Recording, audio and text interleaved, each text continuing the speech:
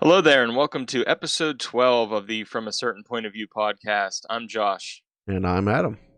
And once again, we're really excited to be bringing Star Wars news, reviews, and points of view to you this week. And we have a lot to get through in this show, but we'll go ahead and start off with what we've been watching and playing in Star Wars. So, what have you been up to, Adam? Yeah, I mentioned last week I started Last Shot, the Haunted Lando novel, and I'm basically just about done with that. I have like a couple pages left.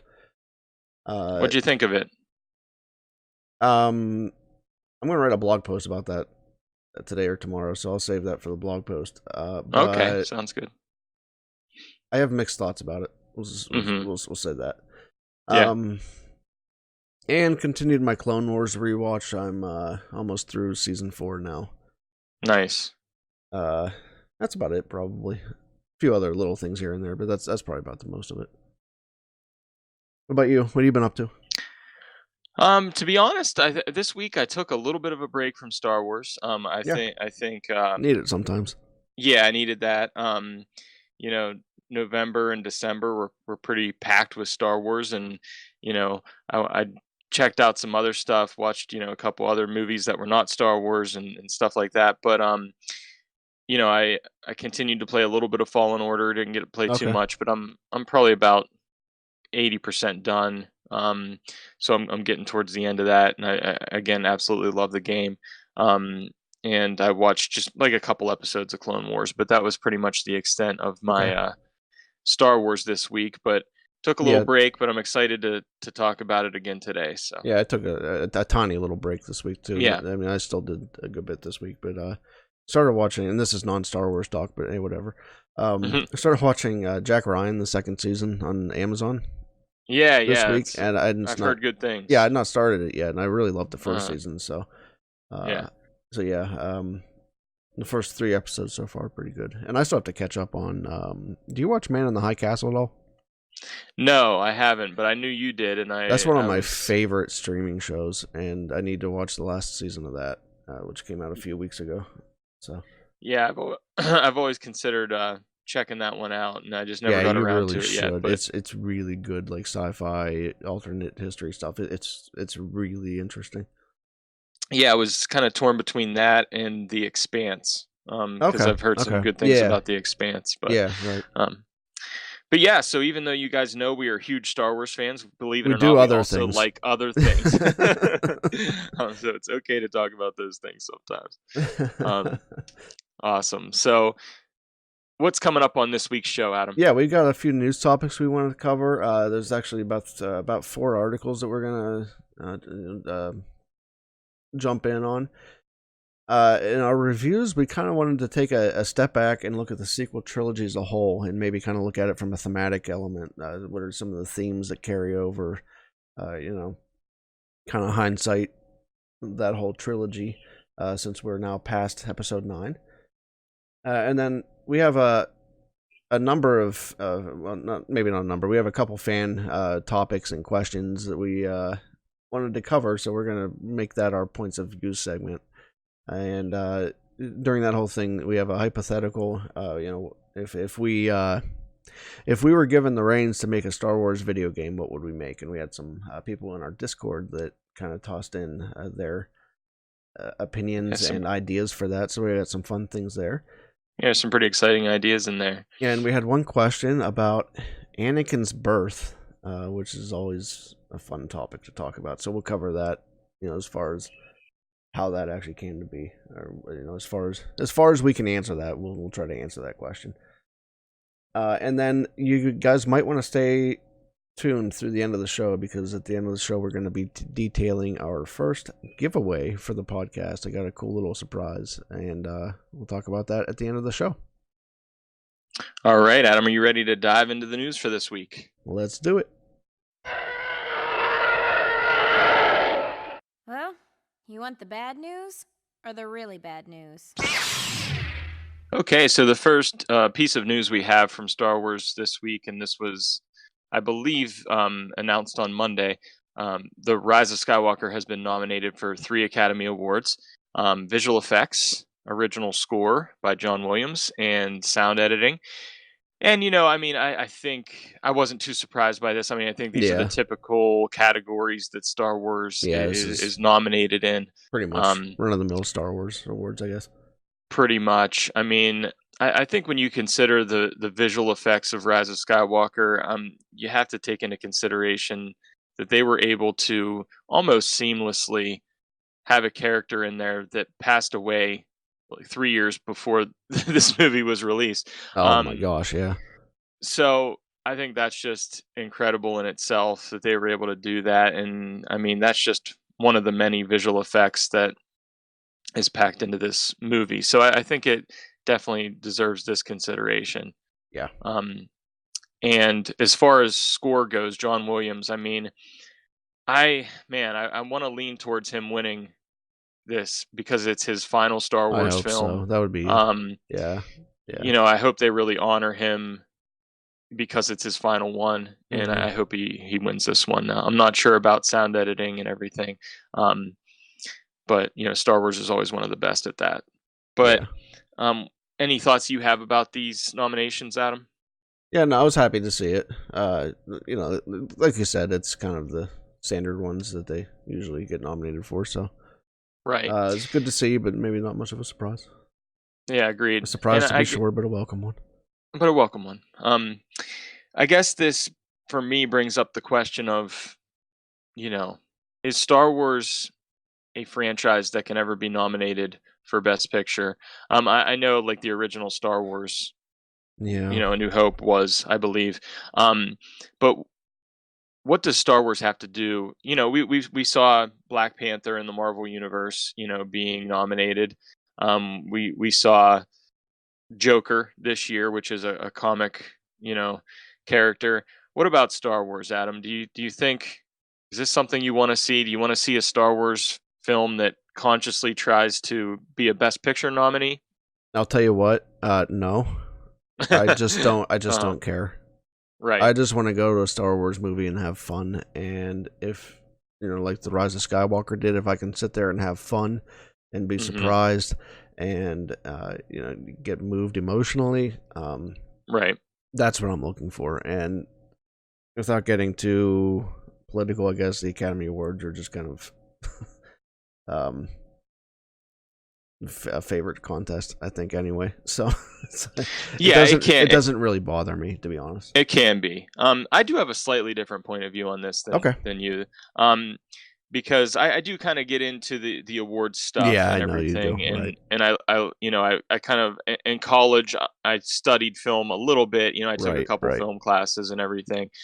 So I like looking at film from that angle, and I really would like to see a Star Wars film kind of, and maybe now that we're past the Skywalker saga, we can get a Star Yeah. Wars film that tries to be a little artistic and a little, really go for something like that and do like a character study type film, but in the Star Wars universe, like a Joker or something like that. Um, so I'd be interested in seeing if they could pull that off. But at the same time, I love Star Wars for what it is, and even if it's not up for Best Picture, so Yeah. it's kind of my thoughts on it. That's fair. Um, yeah. So, are you ready to take us into the next item of Yeah. news this week? There's been actually a lot of this stuff, and this is kind of the earlier one that came up. But some of the episode 9 scripts that did not go forward, including Colin Trevorrow's original scripts leaked this week, um, seemingly to be real. There's always a question of is this stuff real or not, and it seems to Hmm. me, I don't know what you think, it seems to me like this is all pretty legit. It does seem legit. Um, Um, yeah. So, th- like I said, there's a lot of breakdowns here, and we could spend probably an hour talking about just the breakdowns of these scripts that came out. right. But I want to say overall, and I'll include some of the links, or at least one of the links in the show notes this week if you guys want to check Hmm. out these articles if you didn't happen to see it. Um, I'll say this: there might have been a couple points that I thought would have been interesting to Yeah. see on screen. Overall, I'm very happy with the movie that we ended up getting instead. Yeah, I think I'm with you on that. And to your point of this being legit, it does. There's a lot of sources that are saying it is, and also there were a couple like I think the Art of the Rise of Skywalker was released in another country somewhere or Yeah, something yeah, like I that, really want to get and that book now. and there's some images in there that kind Mm-hmm. of with like Kylo Ren on Coruscant that kind of point to, Did yeah, you maybe s- this was did you see the legit. Kylo and Chewie one? No, I didn't. Oh man, poignant, dude. Well, can Go you ahead. can you tell me about it, or do you not So, want to spoil it? um, a little bit of a Rise of Skywalker spoiler here, but it Yeah. shows. So skip ahead like 30 seconds if you don't want to hear this. Mhm. But it shows Chewie having been captured and kind of hanging from his cuffs. Uh, looks like very much he's been tortured, and Ben just kind of standing in front of him, just staring, and just Mhm. you think about the times that they had spent together when he was young, and it's just Yeah. would have been Yeah, that's powerful. yeah. So Yeah. Huh. And as I look through some of these points from this Colin Trevorrow script, I can see now how he got story credit in the yeah, Rise of oh yeah, Skywalker. yeah. Some of those Um obviously carried over, sure. yeah. I guess I'm with you. Like overall, I'm really happy with what we got in the Rise of Skywalker. I think when um when I kind of look at all the story points and everything that's in the Rise of Skywalker, I like where it went. Um, because reading some of this script and everything, and not actually reading the script, but reading, the summary that was out there, I didn't really connect with a lot of it. I didn't find it to No, be same here, same here. particularly exciting or compelling or anything like that. Um, so I am happy with what we got, but there are a few things that I thought were interesting. One was the title of the movie being Duel of the Fates. I like that. Um, Yeah, I I didn't think like that. that. Honestly, I don't know. It just seemed like a um I don't know. Like so for me, we talked about fan service a while ago, and I don't mind fan service. I like it, but I think that was maybe just a step too far. I guess. Yeah, I can see where that's a bit on the nose, especially considering that it is a title of a track on the Yeah. score for the Phantom Menace. I thought it was kind of cool as a title, but I can I mean, it's a see great your callback, but I can see your point though. yeah. Yeah. Um, One thing I liked about it was that Ray is still kind of no one. Um, and because I really thought that was powerful in The Last Jedi, and even in The Force Awakens, there were hints at her being nobody really. In that whole theme that we're going to talk about in a little bit, and I'll explain why I like that so much. But I kind of like Yeah. that element of it. Yeah. Yeah. Was there anything that you liked about this script that jumped out at you? Um let me see here. There were a couple little points that I thought, like I said, were maybe kind of cool. Hmm. Uh Actually seeing holocrons would have been neat. Yeah, holocron instead of like a We got wayfinder. wayfinders, Yeah, yeah. yeah, Seeing that type of stuff would have been neat. Seeing yeah, some, there were mentions of some locations that we would have visited, like Mortis or something like that. yeah. I didn't For know how to feel about that. I yeah, thought that for was a my little too. I think you're kind of depending on people to have seen the Clone oh, Wars. You know okay, what I yeah, mean? Um, yeah, I guess to a point. mhm. Um, those I guess those would have been the things. I guess we got some more Force ghosts that would have been nice to see, but like I said, Yeah, I was happy with what we got. Actually, more than what was mentioned there. right. So I think the only other thing I would have preferred about this script is the fact that Luke was more involved in Rey's training. Like when I envisioned yeah, Episode yeah, 9, I envisioned Force Ghost Luke training Rey, and being more involved in the story, and also in the Last Jedi when he tells Ben Kylo, "See you around, kid." Like I would have liked to have seen Luke kind of haunting Kylo Ren a little bit, even though again, the Han Solo moment with him right. is all I really needed. Um, but I did like that about it. But other than that, again, I just didn't really connect with it. I didn't understand why we were going to certain places in the script. It never felt like this was the epic conclusion. It almost felt like it was this just whole different thing that didn't fit into the Yeah, sequel trilogy. So I think it's really hard, as you can see, to make a film like this. It's really difficult. And the yeah, task that JJ had, especially without an overall plan, um, and everything, I think what he did, even though I would have liked some things to have been expanded upon a little bit, like about Palpatine and how exactly he survived. I think JJ just right. prefers to just jump right into the action instead of really explaining things. But so I would have liked a little bit more from it, but I love what we got in where the Rise of Skywalker took us. Yeah, yeah. So all right. Um so next up we have the Rise of Skywalker that this past week crossed the $1 billion mark at Yep. the worldwide box office. Um So I was definitely thinking this would happen. It obviously it isn't making quite as much as maybe the Last Jedi did, and maybe there's a few different reasons for that that we could explore if we wanted to. But the fact is, um, there are less than 50 films in history that have crossed this mark, and The Rise of Skywalker is one of them. Um, do you have any thoughts about this? Yeah, here's what I want to say about this, and you kind of touched on it a little bit.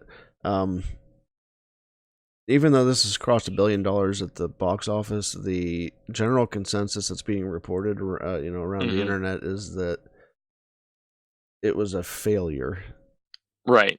and I cannot get behind that frame of mind. It was financially successful. It's not losing money by any stretch of the imagination. Yeah. It is still, if you step outside of Twitter, it is still, more positively viewed among fans than negatively viewed. Hmm. And you combine those two elements, this movie is a success. I mean, it's not a failure. I know it. I know it kind of fizzled out. And I know it's not as financially successful as Last Jedi or some other ones, but Hmm. still, uh, it's it's a success. And I think reporting it that it's $1 billion failure, or how to I've seen how can Star Wars get back on track or get its mojo back. I mean, this movie made $1 billion. Yeah. Yeah. I think Star Wars is just fine. And if you've seen any of the hype around, we didn't mention this in the news, but this week, Rise of the Resistance opened in Disneyland, Hmm. and even Disney World is still having trouble managing lines and requests to get on that ride. Star Wars Right. is doing just fine. This movie did not fail Star Wars at all. It hasn't derailed Star Wars. It's doing perfectly well. Yeah, absolutely. I mean, I think it's obviously a success. And I think the only way you can look at it as a failure, which it isn't, is if you're comparing it, to other things, like um, if you're comparing it to Force Awakens or whatever, which you really can't because it was a whole different Different ball game. situations, yeah. Yeah, because Force Awakens was coming out after a 10-year gap with no Star Wars movies. Um, so you have to And consider even that. And after the divisiveness of Last Jedi, you have to figure that mhm, some of that's still figured into these numbers as well. right. Um, but I like Now, even comparing it to the Last Jedi, I can't call it a failure. Did it fall right. short of what that movie made? Yeah, it did. Hmm. But this movie is still a success, even looking at those numbers. Yeah, absolutely. You're The getting into elements of grading how much of a success something is, even though it's still a success. And- Yeah, and I think people are always going to try to form negative narratives to right. because that's what people want. That's what gets clicks and stuff Yeah, like that. that's Um, how that's what generates clicks nowadays. right. But now, if I am being honest, I'm not really concerned, but I'm just like curious because if we look at Rise of Skywalker worldwide, box office from 2000, from 2019. The other films that were released, and looking at, there's a lot of films that are above it. You have The Lion King, Frozen 2, Spider-Man: Far From Home, Captain Marvel, Toy Story 4, Joker, Aladdin. All those films are still ahead of The Rise of Skywalker. And you know, if we go back a few years, if you were looking at a Marvel release and a Star Wars release, those would be the top two. Um, and so I am kind of, I am a little bit concerned about what exactly is going on. And another thing is, for some reason, Star Wars doesn't do as well internationally Yeah, that's the as thing right there. some of those other films. Right. And I think that's because if you look I think that domestically, plays heavily into it. yeah, I mean, if you look domestically, like Star Wars, The Rise of Skywalker is number 3 movie of 2019, just behind Endgame and The Lion King. Um, Right. but internationally, for some reason, Star Wars isn't as popular. So I don't know why that is, or maybe it never caught on outside of the U.S. as much. I mean, it's still a success outside of the U.S., but Yeah, just yeah. not quite as much. So, It really just doesn't. something, It really doesn't worry me at all. I mean, right? But like yeah, I I said, think it'll be fine going yeah, forward, and I think people will be excited to see something new and different from Star Wars. yeah, And and I that's think what we're that's what we're we're gonna get. getting into. Yeah. hmm But yeah, do we have one final news article? Yeah, the reports this week that Taika Waititi has been approached by Lucasfilm to direct a Star Wars movie, and I can say I'm pretty excited about that. His last episode of Mandalorian was amazing. Yeah, it was great. I have thoughts about Thor Ragnarok. I mean, it's a very good movie. hmm And once again, his comedy is on point in that movie. Yeah. And I haven't got to see any of his other. Like I know he had the is it Jojo Rabbit or something like that. I haven't Yeah, I got a haven't chance to seen see that. that. Yeah, but I've heard good things about it. So I'm very excited that this is a possibility. Highlight on the word possibility there. Yeah, I thought it was funny. Somewhere earlier this week, I saw like a tweet or something from him from a while ago saying that he wouldn't do a Star Wars movie because he'd be like fired immediately because he likes to take risks. He likes to Yeah, do things that are outside of the box. But I think that's what Star Wars needs. And I personally. And I think getting beyond the Skywalker saga, I think you can take that's some more yeah, right. risks and Yeah, do some that's what I was different just about things. to say. Yeah, If it's not episode 7, 8, or 9, I think you can do something different. yeah. Episode. Yeah, That it doesn't have to fit right. into a certain box. Yeah, But so personally, I love Thor Ragnarok. It is one of my favorite Marvel movies. It's my favorite Thor movie for sure. hmm I love how he kind of transformed the character of Thor a little bit, and yeah. the like you said, the comedy is great. And even though there's a lot of comedy, there's also a lot of loss in that movie that Oh Thor yeah, sure, experiences. sure, sure. So there's some heavy stuff in there, and I just and I love the whole team up aspect of that movie. You get Valkyrie in there, and you get Hulk in there, and they're kind of teaming up and everything. So yeah, I'm excited to see what he can do with a Star Wars film. Yeah. We know that he directed a great episode of The Mandalorian. So My only, since I mentioned it, my only complaint about Thor Ragnarok is it just didn't feel like a Thor movie, like we right, had gotten before. yeah, I think it And kind that's of probably what made it more successful than some of the other ones, to be honest. yeah, But it felt more like a Guardians movie to me.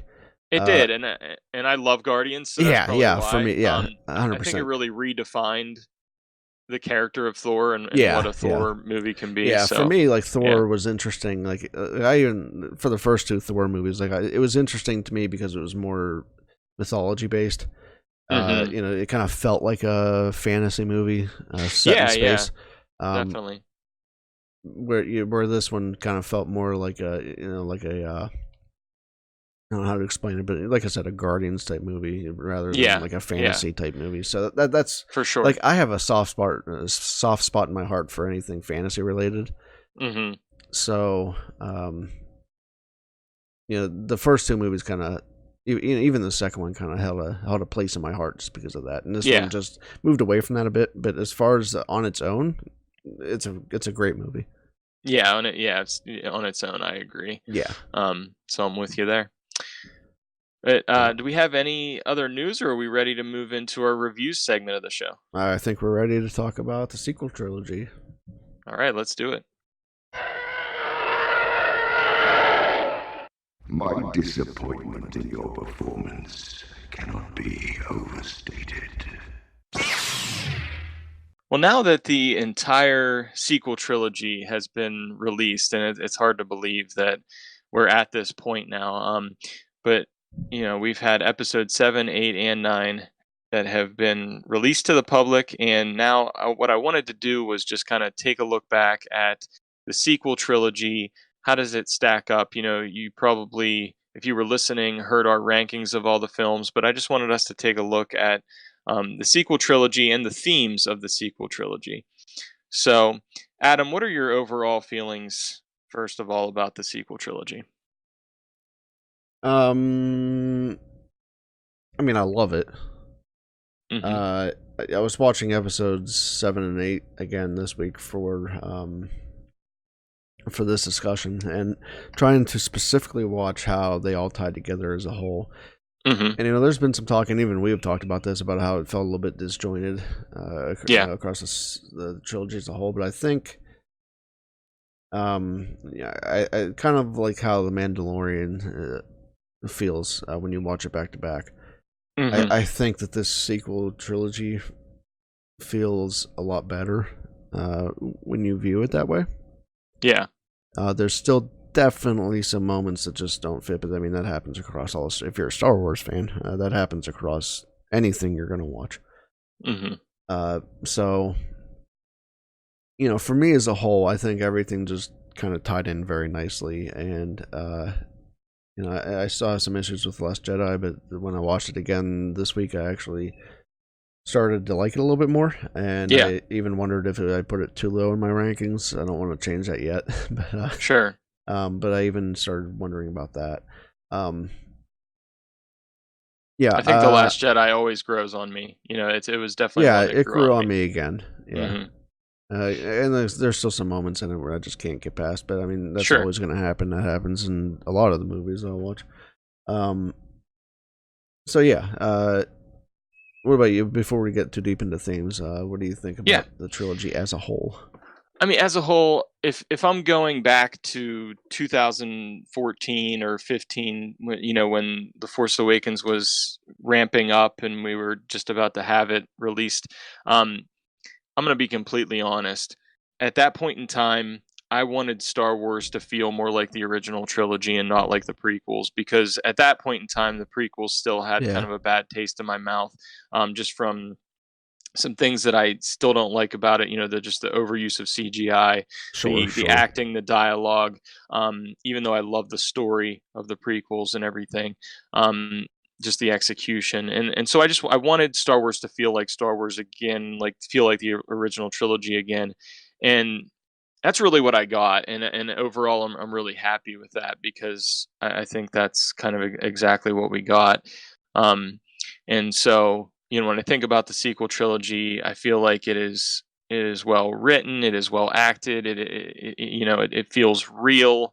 You don't notice the CGI really, because the technology has improved a lot, I Yeah, think, and yeah, and yeah. and there were a lot more practical things used in the sequel trilogy, practical, locations, and the way they shot everything was done more practically. So, I'm very um, excited for the future because eventually we're going to get to a point where it's going to stop being cool to hate on the sequel trilogy, just like it's now cool to stop hating on the prequel trilogy. exactly, because I've come to appreciate the prequel trilogy in the last few years even more Right. than I did before.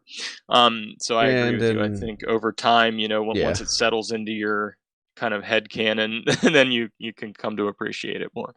Yeah, and like I said, in what, like 5 to 10 years, we're gonna get that article at one point that says the sequel trilogy is actually good because it is. Yeah, definitely. So, I think, and even in my rankings, as far as where the sequel trilogy is for me, it's it's above all the prequels for me. It's above Solo, Yeah, it's so hard and for me to rank them as a right. trilogy, so I don't even try. But Um, I guess but I'd have to put it it's second. I don't know. yeah, but it's still slightly below Yeah, like Empire and Return of the Jedi for me and everything. yeah.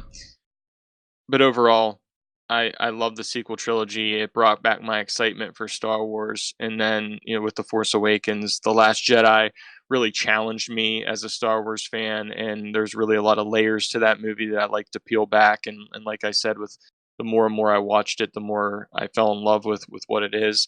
And then Rise of Skywalker was, you know, I kind of had mixed emotions at first with some of the Hmm. things that I wanted to see executed better, but Which you on had with Last multiple Jedi too, to be fair. yeah, yeah. Yeah. But then when I saw it a couple more times, like I ended up loving the emotional moments that it has and a lot of the Hmm. things about it. So I love the sequel trilogy as a whole, and I guess those are my overall thoughts about it. So Yeah. So, like we mentioned in the intro, we're going to kind of dive into some of the themes that have carried across the sequel trilogy as a whole.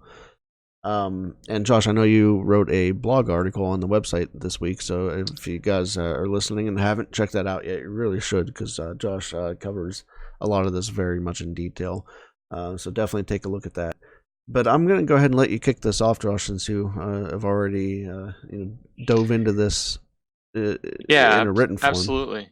So what are the let's start with one. What's one of hmm the themes that you picked out that resonates with you, I guess? Well, for me, I love, and I just want everybody out there listening to know what kind of like fan I am and film viewer I am. I love diving deep and looking at themes, looking at the meaning behind Yeah. things and really thinking. So I love this stuff. But the first one that really jumps out at me is kind of the theme of the reluctant hero. And if Okay. you look at other films, even if you just Lord of the Rings comes to mind with Aragorn and just him being a reluctant hero, not wanting to be the king and be the leader, but then he comes into that because he's the right person. Mm-hmm. um Yeah. so I see Rey as being a reluctant hero. She thinks that she's just nobody, she's just a scavenger. I love her introduction in the Force Awakens, Mm-hmm. where she's just kind of nobody, and she thinks that she's basically unimportant to this story of the Skywalkers. She's constantly trying to give the hero's blade to a different character. She tries to give it to Luke. She thinks Luke is the hope. She finds out he's not. She tries to give it to Kylo Ren, to Ben. She feels like Ben is going to turn. Well, she even But then, blatantly says in The Force Awakens she doesn't want anything to do with this. right, After she yeah, touches the lightsaber. yep. She just runs away basically from it. Mm-hmm. Um, but then at the end of The Last Jedi, that's when she finally is reaching for the saber and trying to pull it to her when it cracks in half. And I think at that moment she realizes she's the one who has to take up the hero's blade and be the hero. So, Yeah. so I love this theme. Yeah, me too. And again, it kind of carries across the trilogies. I mean, even Luke said similar things at the beginning of A New Hope. Mhm. He didn't want to. He didn't want to go to Alderaan. He had to stay and help on the farm. Yeah, I can't get involved. I have work to do. Right. For me, I was watching, like I've said a couple times, I started watching in 7 and 8 again. Mhm. For me, one of the most interesting things is, some of the very earliest dialogue in these movies is Lor San Tekka, and he says, "You can't deny the truth that is your family." Yeah.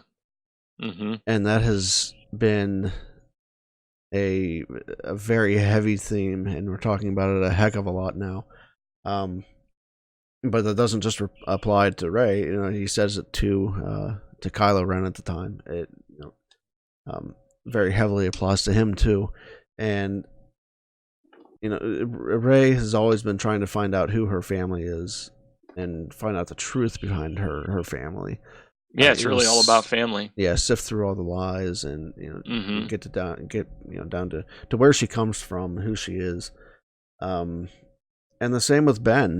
Not just with him and Han, but he has repeatedly said that he can't go back to his mother, even though when you say something like that, it sounds like you want to. Mhm. You know, Yeah, yeah, there's the this way that that's desire deep phrased, down I can't go to back, and yeah, right, that it doesn't sound like you have no desire to go back, like you said. right. It sounds like that want is there, but you feel like you can't anymore. And Mhm. I think that Ben, the part of Kylo that is Ben, still feels a very heavy connection to his family, which we see play out very emotionally in Rise of Skywalker.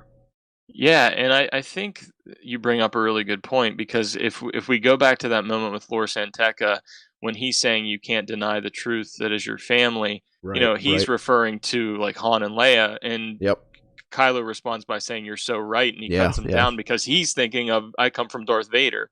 yeah. So and that's his family, so he's focusing on that, and he feels that there's this inevitability of him being on the dark side because of that, and until he realizes finally that when he in the Rise of Skywalker he can choose differently, Yeah. and I think in a way it becomes the story of the family that you choose, even when It Rey does. chooses to Yeah, be a that was the Skywalker. next thing I was going to mention. Right, Hmm. is that and let's start with Episode 8 because um, Ray finds out in that, well, she is told in that she Yeah. is nobody, Hmm.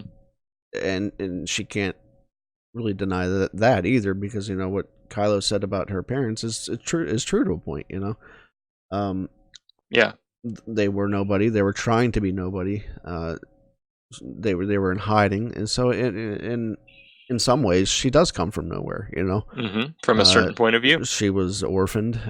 She has lived with God, I'm blanking on his name, Unkar Plutt, uh, Hmm. for a number of years. I mean, that's pretty much nowhere. Yeah, I mean, for she sure. doesn't have that family heritage. She has it in name only, and then Hmm. from that point on, she doesn't. Um, but then, like you said, it becomes about the truth that is your family. So her truth for her bloodline, blood family, is that she comes from a pretty nasty place, at least somewhere in her heritage, right? Yeah. Because we don't know anything about Sheev's parents or anything like that, Hmm. So I mean, at least from Sheev Palpatine, she comes from a pretty nasty place. But that doesn't end up being her truth. What ends up being true to her is that she identifies, she feels that she belongs as a Skywalker, and so that becomes her truth. Yes. Because, like we've Absolutely. said many times, truth depends greatly on our own point of view. Hmm. Indeed, it So, does. so So yeah, moving on. I think we probably have flushed that out. So, yeah. another theme for you. I would say what I think the sequel trilogy, when I really think about what it's all about, I think it's always been about passing the baton, um, Yeah, very and much, very much. kind of passing it on to the next generation. And I think even in real life, we encounter these legends that we have in our lives and the people that we look up to. And I think, and I mentioned in the article my grandfather, being that kind of man to me that I really looked up to and wanted to be. And Hmm. when they pass on, it's like, how can I live up to that? How can I um live in the shadow of that legend that came before me? And I think Yeah, that's what the yeah, sequel trilogy is really all about. Like, how do we, we've had these legends like Luke and Han and Leia that have come before us, and how do we even do that? And Poe even asked that question in The Rise of Skywalker to Lando, like, how did you guys do it? How did you take on an empire with almost nothing, um right. and so I think that is an overarching theme of the entire sequel trilogy. And because some people like ask, like, why did this movie, or why did this trilogy even need to be made? Did we really need this? Couldn't six have ended it? But I think we're dealing with a really big theme in life when we talk about how do we take up the baton from the people that came before us. Yeah, yeah, very much. Um, D- I uh, hmm. I had this quote that I pulled out from The Force Awakens, That's when Han and Chewie steal back the Falcon, and Rey and Finn find out that that's uh, who he actually is, and Hmm. she says, are you Han? This is the Millennium Falcon. Are you Han Solo? And he says, I used to be. I used to be. Right. But I think that ends up being a little deeper, especially through this whole trilogy, and part of this kind of piggybacks on what I said earlier about heritage. Hmm. But part of it doesn't, because part of this can apply to, Rey finding out who she is, and Ben, finding out what side of the Force he falls on, where he belongs. Right. But this part also applies to Finn, in discovering who he is if that's not a stormtrooper, repeatedly trying to run away. Hmm. He tries to run away in 7, and he tries to run away again in 8. Yep. Finding out where he belongs in this whole story. But then definitely applies to Poe. Learning to grow from the hotshot pilot into a true leader that can take up the mantle of Leia Organa, which is not an easy mantle to take up. Yeah, for sure. So, like I said, there's probably not a whole lot more to say about that. But, discovering who you are beyond just your family, I guess. Definitely. It's a great theme that we see throughout the sequel trilogy. Adam, did you have another theme you were thinking of? Yeah, I do. But go ahead and I have a couple more. But go ahead and two of these. My last two are probably gonna cross sect with yours, I guess. Okay. The next theme that I really picked out, that we see a whole lot of in The Last Jedi is failure. Yeah, that's my next one too. Great. We're on the same page here. Yeah. So, I think obviously failure is something that we all experience. And I think going into The Last Jedi, people wanted to see a certain Luke Skywalker that maybe a lot of people didn't really get because they were looking for Luke to still be the positive hero that would fight for good no matter what.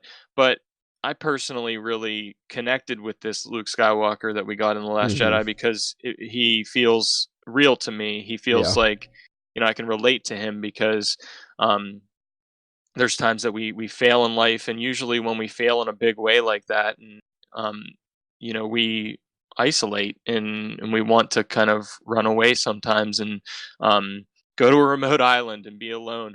And I think we all have that desire sometimes to do that, and even Rey experiences that in The Rise of Skywalker when she fails. But um, I think that ultimately, sometimes when you experience that, you need somebody to push you. You need somebody in your life that's going to push you forward, and I think Yoda is the person that does that for Luke. Rey starts to push him in that direction, but then Yoda kind of gives him that final lesson on failure, and that failure is the greatest teacher that we can learn from. And The Last Jedi is so much about failure because you have even Poe failing with his attempted mutiny, Finn's mission with Rose kind of failing. They don't get the correct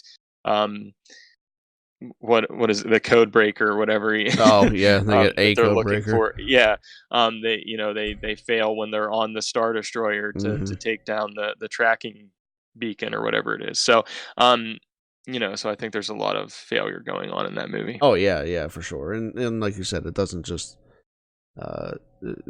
happen in 8. It carries over to 9.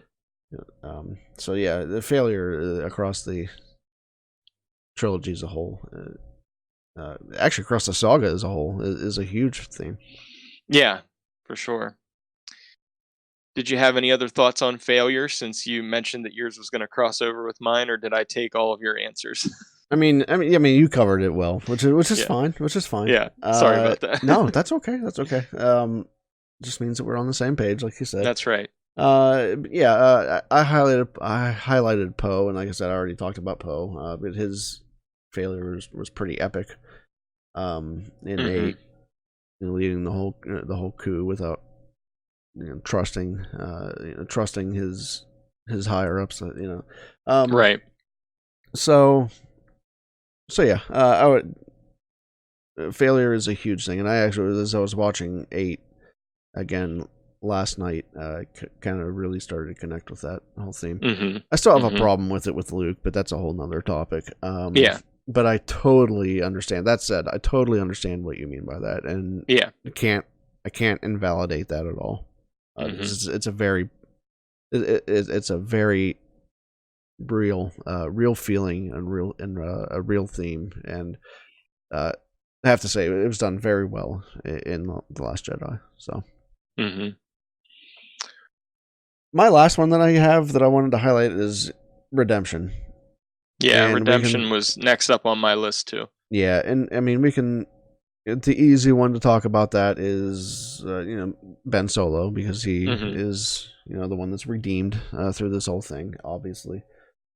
And I'll come back to that in a little bit. But not, like I said, not just Ben. Almost every character here has some type of redemption arc. Finn, obviously, he started out as a stormtrooper, and he chose to not follow that path. And then we see that again in a grander scale with Jannah in 9, and the whole stormtrooper uprising story that she tells. Right. But then also again in 8, Finn is redeeming himself, after he's trying to desert and run away. Yeah, because it's in that moment when they're on, and maybe it happens even a little bit before that, but when they're on Crate and he's deciding to sacrifice himself for the Resistance, he very much chooses the Resistance, not just Rey, but the Resistance in that moment. Yeah, definitely. And we've talked about Poe a couple times. Even Rey, like you mentioned earlier, has to redeem herself from her failure. Yep. And circling back, and Luke has also redeemed himself as well in what he does to sacrifice himself to allow the Resistance to live. So Absolutely. there's a huge redemption there. But then I want to talk a little bit about Ben, because there seems to be this connotation that Ben's character was wasted in 9, and I heartily disagree with that. Yeah, I very much disagree with that as well. He was given a beautiful story to tell, because he was saved. This wasn't him dying. He was saved in this movie, and just because his character has died, it doesn't mean that his legacy has as well. He's reunited in the Force with his family. He is. I keep going back to Anakin's last lines in Return of the Jedi, and how Luke desperately wants to save his father, and his answer is, "You already have." Yeah. Yep. And that he needs not only Luke to know, but Leia to know that that tell your he was sister right. that you were right. Right. Yeah. And that's the same story. If we can view Anakin as a redeemed character, as a hero in the end, then that's what Ben is, even more so, because he saves Rey. If he doesn't do any of that, we very likely lose not only Ben Solo but Rey as well, because Rey's dead. Yep. And it takes Ben crawling out of that pit to save her, so that she can go on instead of him. It's just, for me, it's a very beautiful end to his story. It is. I would have liked to have seen him be redeemed and carry on, but I think the story that was told is equally as beautiful. So yeah, I'm with you, and I going into 9, I kind of always knew that he was going to be redeemed, because writing was on the wall the whole way through. Yeah, and I mean, he's first of all, if we look at Colin Trevorrow's leaked that's what script, I was going to say next. Yeah, he's not redeemed in that version. No, he's too far gone. Yeah, right. And I think if we would have gotten that, I don't think it would have been as fulfilling to be honest. I I think agree. that Yeah. Star Wars isn't really Star Wars without redemption, and Right. I think, throughout the whole sequel trilogy, Kylo Ren isn't your typical villain. He's always struggling He's with the always light, battling that. Yeah. battling. Right. He's haunted, as Ray tells him. He's haunted by what he did to his father. And we see even So more in the Rise of Kylo Ren, the comics, that this is a good yeah, person right. that has been kind of forced down a wrong path. Right. So this is not a fully evil villain. This is somebody that's battling with the light and the dark, and Right. I think for him to be redeemed was necessary, and the way it Yeah. was done was beautiful. And I, I really love how that was handled. So Yeah, for sure. yeah, redemption, big one. Um, and that brings us to. I did have a brief one that I wanted to Yeah. mention, just on the power of Definitely. friendship. Um, I Okay. think Okay. this is especially prevalent in The Rise of Skywalker when we see Rey and Finn and Poe really getting to be together on a mission together, and spend more time together, and just Right. the power of the friendship. Because, I think Zori Bliss says something to Poe about the enemy wanting you to believe you're alone, but we're not alone, and you know having that power of friendship, and what that can do. So I just wanted to mention that briefly. But when I talk about my final big theme in Star Wars, and this goes throughout, the original trilogy, the sequel trilogy, I'm sure even in the prequels, the theme of hope. Um, Right. because I think if Star Wars is about anything, it's about hope. And when whatever time a certain Star Wars trilogy is released, there's maybe always something going on in the world that makes you feel hopeless, whether it's a war or whatever it is. That's like an external war, an internal war going on inside of you. Whatever the war is, there's something that might make you feel hopeless, and I think Star Wars can give you hope, and I think hope is mentioned so many times by different characters in Star Wars, that I would it would be a mistake for me to not mention hope as a huge theme. Yeah, for sure. So, Adam, anything more on the themes of the sequel trilogy? Nope, that's all the notes that I had for this one. All right, well, let's move on to our last segment, our points of view. Luke, you're going to find that many of the truths we cling to depend greatly on our own point of view. Okay. This segment is usually where we do points of view, but like we've said before, we kind of wanted to incorporate fan feedback and fan ideas, and I think this is kind of the perfect place to do that. So we've gotten a couple questions and topics this week that we wanted to address, try to fit them all in here. I know this is a jam-packed show, but we're going to do our best. So the first was a question from our Discord. Actually, these are both from our Discord this week. But this was asked by Menagerie in Discord, and he wanted to know a little bit more about Anakin's birth. And I think this is a great topic to talk about right now, because there's a little bit of misinformation that's kind of spreading about this. And so let's go back to the prequel trilogy. To answer this question, let's go back to the prequel trilogy. So in episode 1, Qui-Gon meets Shmi and Anakin. We know that whole story. But she says that Qui-Gon asks who was the father, and Shmi says there was no father. So kind of this immaculate conception. I was going to say that, yeah.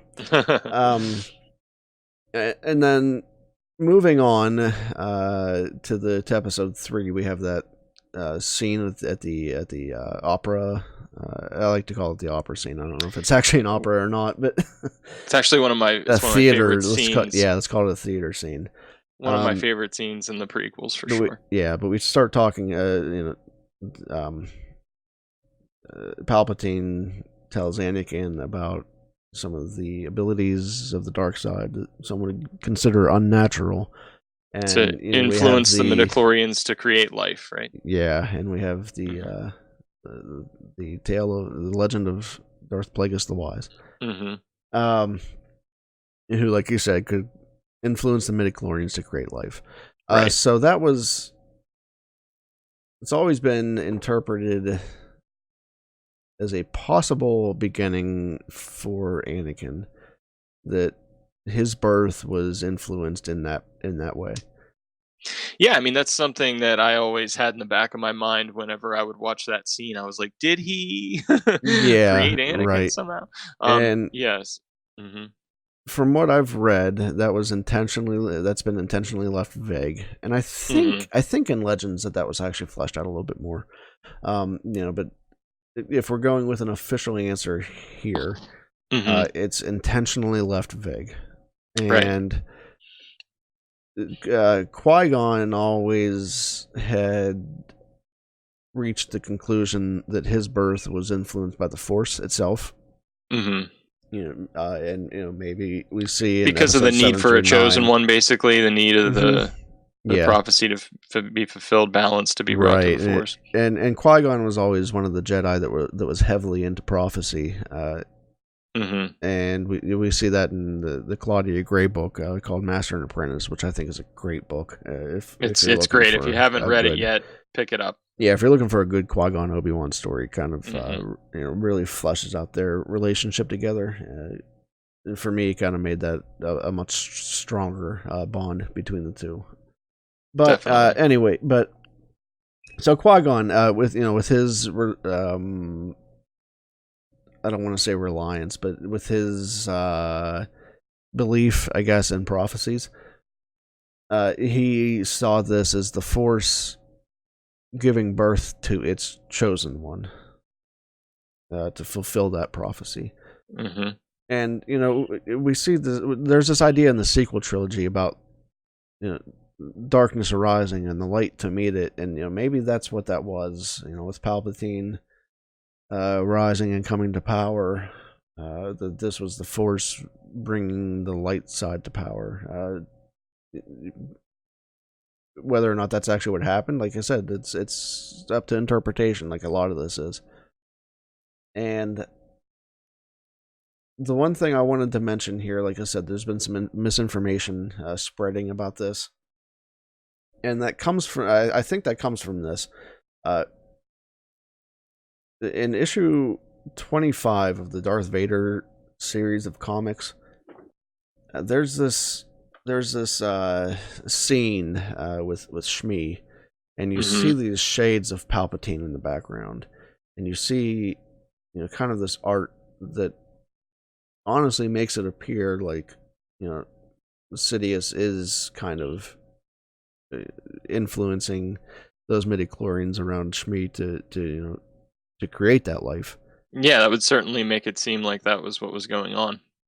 Yeah, and a lot of people took that very literally. Hmm. However, that does not seem to be the case. That does not. A lot of people took that as a confirmation of that Hmm. theory, and that does not seem to be the case. So, recently, in the last couple of weeks, actually, and Matt Martin, who's a creative executive at the story group at Lucasfilm, says that this is false. Okay. He says that this whole scene, he says, this is all in Anakin's head. I can tell you definitively, as someone who worked on the comic, that is 100% not the intended implication. Okay. So what is he also the first, let me say this. He went on to say then that the dark side of the Force isn't exactly the most forthcoming when it comes to telling people the truth about anything. That's very true. Which is a very important point to keep in mind there. Yeah. And what were you going to ask? I think I have a feeling, but I want to make sure I answer the right question here. I guess what I'm wondering is what was the intention behind that? Yes, so it seems the intention behind that whole scene then is to it's kind of Anakin exploring some of his past, and like Matt Martin says, this all takes place inside of his head. So these are kind of Right. So he's thinking machinations maybe of this is what happened. where You know, of his origins, kind of him Mhm. exploring this out in his own head. Right. And once again, this is after he is Vader at this point, so this is after he's fallen. Mhm. So the dark side is showing him these visions. And the other thing about these visions you have to kind of remember is that Palpatine is drawn, or Sidious is drawn, as he appears post Revenge of the Sith. So he's Right. deformed and scarred and all this other stuff, which, if that was If that was exactly actually how what that happened, he wouldn't have looked like that. Right. That makes sense. So Yeah, I mean, I definitely prefer the angle of it that he was, like brought into existence by the Force, but I by prefer that too. but by the light side of the Force, like the Force Right. needing to balance itself out. And if we think about some of the comments Freddie Prinze Jr. made, based on conversations he had with, like Dave Filoni and George Lucas, and Yeah. how the Force really works, I think that kind of makes more sense. Yeah, I would agree. So Hmm. I think the official answer here is that there isn't an answer yet. Right. There may be an answer one day At some point, yeah. but you also have to remember that there are some things that the story group likes to keep intentionally vague, for a number of reasons. One of them being people can talk about it and theorize. Yeah, to about generate it. And mystery some of that's and fun. Conversation, and Sure. yeah. But then also maybe they can answer it at a later time. Yeah, and to allow some wiggle room there for discussion, for theories, and then the other part of that is some of this is done out of respect almost for George Lucas, even though he isn't there anymore and is not making these decisions. There's still maybe an allegiance there that's, I think, felt without throughout Lucasfilm.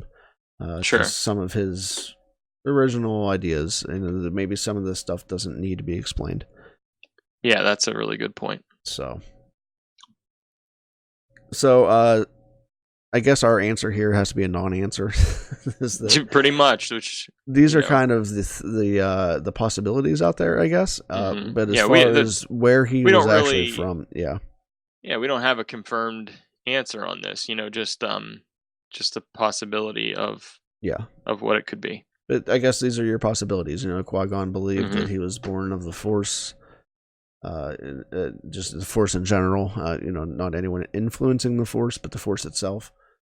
And there's also this possibility, this interpretation that is equally as plausible, I guess. Yeah. And it's directly mentioned in the films, and I think that that's there for a reason. Right. But there's that possibility that exists that it came from somewhere else. So I think you have to. When we talk about headcanon, this is one of those things you have to kind of fit into your own headcanon. How do you feel that actually happened?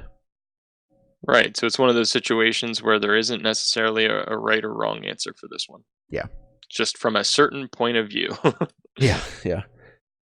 And then our second topic, I asked in Discord this week, just kind of, I don't know, this was last Friday, actually, and we couldn't fit it into last week's show. We were going to try to somehow fit it into this week's show. I kind of just, out of nowhere, I was thinking about Star Wars video games. And so I posed a question to our Discord. Bob Iger calls you right now and says you have the ability to greenlight any Star Wars game you want. You're in charge. You have what type of game do you want? I said you can even get super detailed and tell me what video game studio you wanted to do it. But, basically anything you want in a Star Wars game. Your call. What do you want to do? So I wanted to go through some of those answers that we got. Some of them were kind of fun. So Demigod mentioned, and I think this was a joke initially, but then we started talking about it more, and I kind of want it now. Star Wars Jedi Tetris. Yeah, there you go. And I immediately thought, because I love Tetris, I love puzzle games, but what? How could that work? And you know what? we kind of came up with some interesting things. One of the elements of Tetris when you play is that you're trying to mess up your opponent. You complete lines and you send over garbage lines to them to try to fill up their screen. So we thought, maybe as you do complete some lines on your panel, those could generate like force abilities. Like maybe lightning would strike. Oh, that's a cool idea. Break some, yeah. So as you try to fill in blocks on your screen, if you leave gaps and you can't erase that line, and you have to keep building on top of it to to dig yourself out, I guess. So force lightning then would kind of break blocks in between there, and leave all these gaps where you'd have to clear lines to get rid of the gaps. So I like this idea. Yeah. And Demi had mentioned force push, maybe, where force push just pushes lines up from the bottom of your screen to get you closer to the top, to get your opponent closer to the top, that type of thing. Yeah, that's a cool idea. Yeah. You mentioned you have 2. I do. So why don't you go ahead and do those? Yeah. The first one, I don't even know how many people really want this. It seems like not enough for it to be a thing. But I remember, I don't even know if it might have been PS2 or PS3. I'm not sure, but they had and I think it was PlayStation 2. They had like I remember the Two Towers and Return of the King video games. They even had a Revenge of the Sith game, didn't they? They had Revenge of the Sith, where you got to like play through the events of the movie. And I've always been a bigger fan of movies than video games. I love video games, but I've always I'm more of a movie guy, so I like the idea of being able to play through the events of the movie. So I would love like a Star Wars Skywalker saga game, and I know they're kind of doing this with Lego, but I'd like to see it with actual the actual characters and everything, where you got to play through all that stuff. So you could, and we get this a little bit in Battlefront, but you could be on a snow speeder and take down the AT-ATs or AT-ATs, however you prefer to say it, right. Or confront Vader on the second Death Star and as Luke Skywalker, or play through some of the events of the sequel trilogy or the prequels. So I just really like that idea of being able to do that. So I think that would be cool. Yeah. I remember playing before you move. I remember playing on Game Boy Attack of the Clones, which is like a side-scrolling version of that type of thing. Which I really loved playing that game. But yeah, go ahead. Yeah, so I would love to see something like that. The second would be, I've never played Knights of the Old Republic, but I've always heard really good things about it. Yeah, this is a huge one. Yeah, and so I think I would love to see an updated version of Knights of the Old Republic with like today's technology and being able to just play around in that universe. Because some of the clips I've seen, like from the cutscenes from like maybe it wasn't Knights of the Old Republic, but like some of the Old Republic's games and stuff. Yeah, were really impressive. Oh yeah. Like the animation and everything, and I just think that would be awesome to get to play a newer version of Old Republic or Knights of the Old Republic. Oh yeah, for sure. And I think if there's one game out there that everyone, well, not everyone, but like a majority of the Star Wars video game fans out there would want, you hit it out of the park on Knights of the Old Republic. Yeah, I think it would be huge. Yeah. Menagerie or Mena in our Discord, which is something that asked about Anakin. He mentioned, and this kind of went, so we kind of spun this off. It started off with he mentioned an open world game, kind of like Red Dead Redemption 2, which is a Western themed game that came out late last year, I believe. But he said that actions that you take influence your light side, dark side meter, customization, online multiplayer, all that stuff. Which actually, and I had mentioned that kind of is kind of like Knights of the Old Republic, where your actions do kind of influence your light side, dark side effect.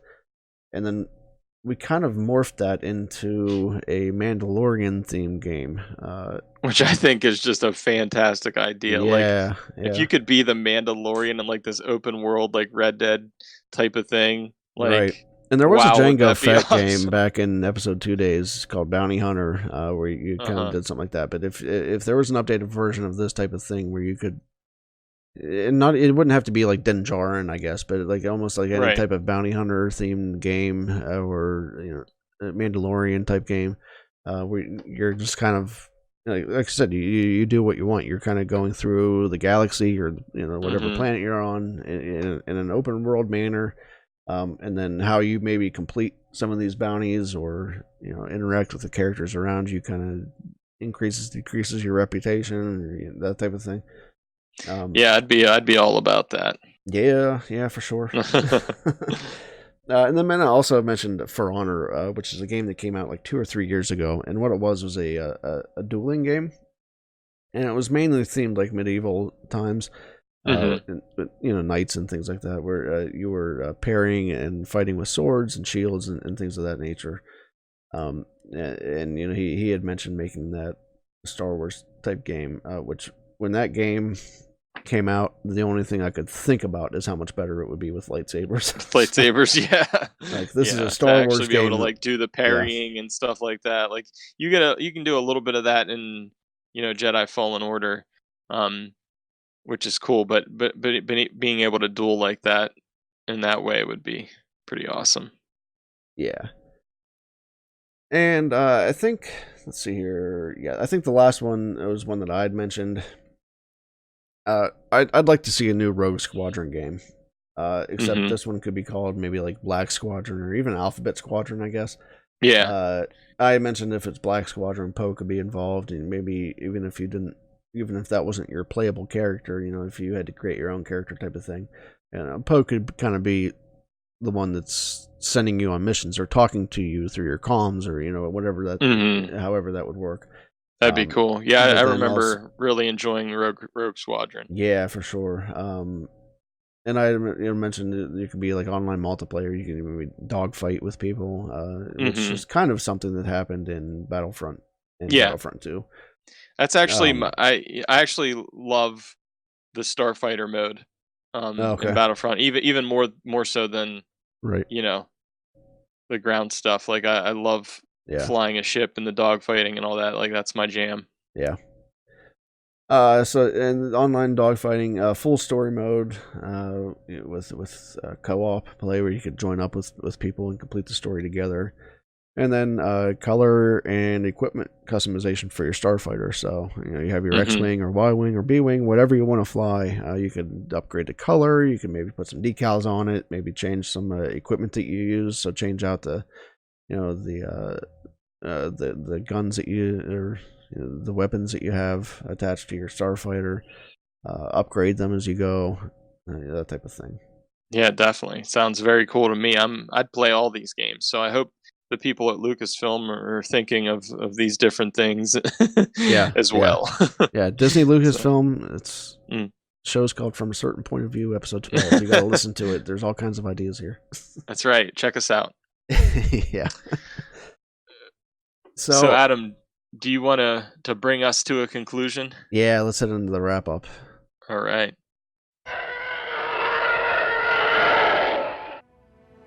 I'm just glad you're here. At the end. Well, once again, we've reached the end segment of our show. So thank you so much for tuning in. It's been a ton of fun talking about all this stuff this week. Remember to check out our website from a certain point of view.com. I've done some little facelifts here and there on the website this week, so kind of make sure you get in there and poke around and see what's new, see what you like. If there's anything else you'd like to see, always hit us up, let us know. I'll let you know how to do that in just a second.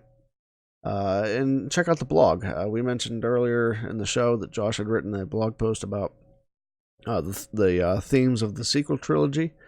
There's also one from me this week about what I hope to see, kind of my wish list for Star Wars movies starting in 2022. And I'm also going to be writing a little. I mentioned I'm also going to be writing an article about Last Shot, which is the book that I'm finishing up this week. So check those all out and be on the lookout for new blog posts coming up very soon. And then also hit us up on the socials, and this is going to be important here too. I want to mention this right now, but Twitter, we are at certain POV pod, all one word. Facebook, the Facebook page is from a certain point of view. We're also on Discord, which is a cool little voice and text app, which is totally free. You can just sign up. The link for our own server is in the show notes as always, and it's also on the website. But like I said, that's in case you're not familiar with Discord, that's like I said, it's a voice and text app. So there's a bunch of voice channels in there. We recently just added a Star Wars memes and gifs channel, so there's all kinds of fun stuff in there if you want to browse through some Star Wars memes. But then it's also a great place to just meet some of the other listeners. Josh and I are usually pretty active in there as well. If you want to chat with us about anything Star Wars or really anything, to be honest, Discord is a great place to do that. So be sure to check it out. And then email certainpovpod at gmail.com, all one word, certainpovpod. Now, I had mentioned. Go ahead, Josh. Yeah, I just wanted to say, thanks for anyone that submitted an idea or response to some of our it's really point of fun. view segment this week. And we really do want to keep getting you guys involved and keep them rolling. Yeah, message us or email us if Yeah. you have any questions or topic ideas. And I think we have some exciting things coming up ahead, and I think Adam is ready to announce something very exciting that I personally wish I could win. But Adam, let us know what's happening here. What are we giving away? Okay, so we are having our first giveaway for the show, and here's how this is gonna work. The prize is a Funko Pop, and this is a Kuiil Funko Pop from The Mandalorian. That's the I Have Spoken Ugnaught, in case you didn't know what his name was. So if you would like to win a Funko Pop character Kuiil, here's what you got to do. Follow us on Twitter, and be on the lookout for a tweet coming out soon, very soon. And actually, it's probably going to be already out by the time you listen to the show. But follow us on Twitter. There will be a giveaway post on Twitter. And what you'll have to do is follow our account and retweet that post. If you're on Facebook, you'll need to like our page. And also share the giveaway post on there as well. So you have to do two things on each platform. On Facebook, you have to like our page as a whole and share the giveaway post. And on Twitter, you'll have to follow our page and retweet our giveaway tweet. Okay. Now, if you do those, you're going to have actually two chances to win. So if you're on Facebook and Twitter, then do it both places, and you get double your chances. But what we'll do is we'll combine all of those entries for people that have done what they need to do, sharing and liking, and then on Twitter, retweeting and following. We'll combine all those entries, and one lucky person is going to win a Kuiil Pop. That's awesome, Adam. So how long is this going on for? When So do what we're our gonna do- good people have to do this until? I'm going to let this run through the end of the month, through the end of January. And Okay. February 1st, we'll combine all the entries and we'll find out our winner. And make sure that I can reach you somehow so I can get it out to you once you win. So Okay, awesome. Well, I can't wait to find out who wins, and I'll be very envious. yeah, good luck to everybody. And thanks again, everybody, for tuning in this week. We've, as always, had a lot of fun talking Star Wars with you. And always remember, and until next time, the Force will be with you. Always.